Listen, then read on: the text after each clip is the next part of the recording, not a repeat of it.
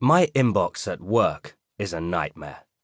It currently holds 87,875 unread emails, a reflection not of my popularity, a colleague has more than 200,000, but of the fact that public relations professionals vastly outnumber journalists, and sending anyone they know news of the latest printer teabag they're promoting seems to be part of their job.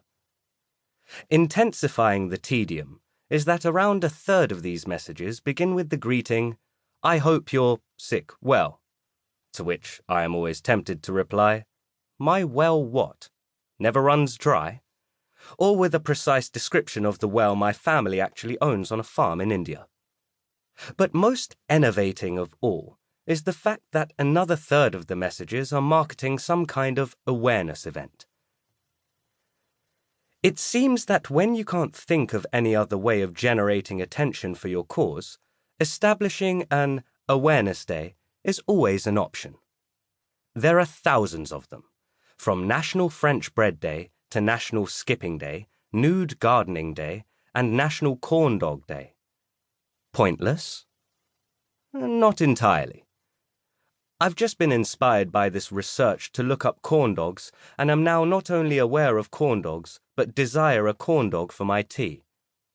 Inane? More often than not. Which makes it even more surprising that nearly 2 years after I started looking into how imperialism has shaped modern Britain, I find myself wishing a new one into existence. Empire Awareness Day. Despite a recent surge of interest in British colonial history, with statues being torn down or defended, concert halls and schools being renamed, or councils refusing to submit to demands, and companies apologising for past deeds, or trying to ignore it all, the effect of British Empire upon this country is poorly understood. Many of us have learned more about British imperialism in a few months of statucide than we did during our entire schooling.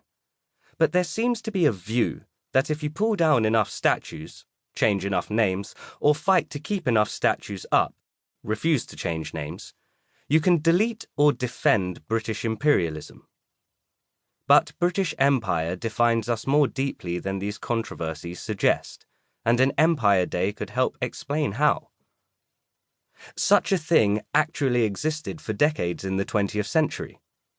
This half-day school holiday was established by the Earl of Meath to celebrate the splendour of the Empire on the 24th of May each year, the late Queen Victoria's birthday, with the aim of creating a bond between imperial subjects and counteracting what Meath felt was lamentable ignorance about its achievements.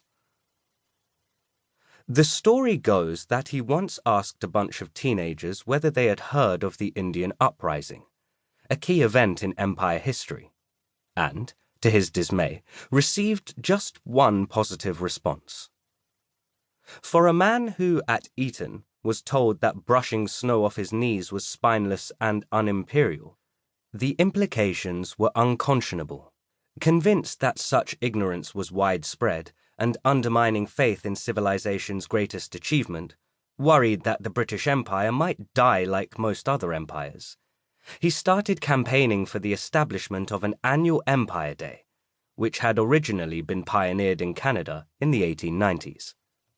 By 1916, in the middle of the war, when patriotic feeling was at its height, Meath got his way. The British government inaugurated an official Empire Day.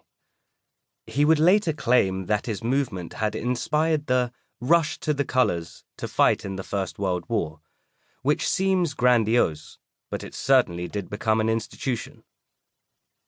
The BBC promoted it in their programmes, notably an Empire Day special in 1929 presented by Sir Henry Newbolt. An Empire Day Thanksgiving service at Wembley Stadium attracted around 90,000 people. Most British towns marked the occasion with marches, music, bonfires and fireworks, and celebrations were reported as far away as Australia. And while Empire Day formally died in 1958, when Prime Minister Harold Macmillan announced in Parliament it would be renamed British Commonwealth Day, Empire Day continued to be marked in Protestant schools in Northern Ireland into the 1960s.